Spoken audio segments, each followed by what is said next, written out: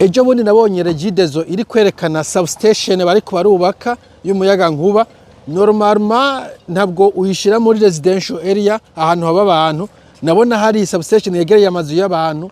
Sase no normally urabona ko bayinayikorotira akavuga kirazira ko umuntu yegeraho bakazibira na clôture, ariko bakakisha ko nta nzu ziri hafi kuko ijya ni very high voltage, ni haute tension iri gusohokamwo.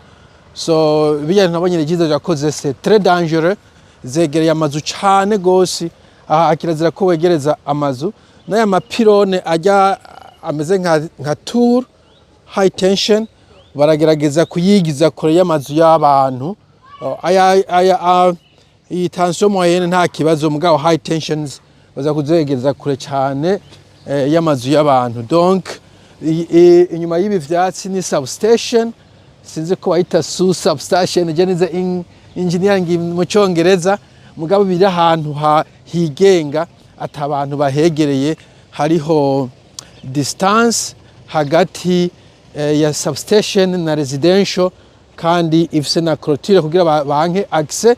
Nk'abana nk'akarore bakunda gukina bashobora kuja bakibaza ngo bagiye kurira igiti gisanzwe canke inzi isanzwe, ugasanga barahiye. Nizo linye a haute tension barashaka ko ibintu bituma ata muntu ashobora kuduga hejuru, na cyane cyane abana bafinata, kuko uduza ugakora ko you are gone. Voilà, ntiboneka neza mugaba iraha inyuma y'ibiti.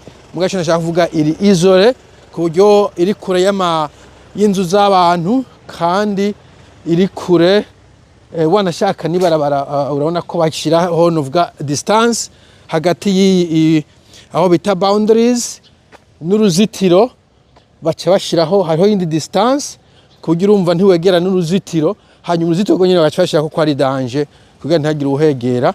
Ngiri urabona ko ari hameze nko mu gahinga, mugabo donc bagerageza kushiraho buffer zone ahantu udashobora kwegera power station, substation. Iyi ni substation ntabwo ari power station. Voilà.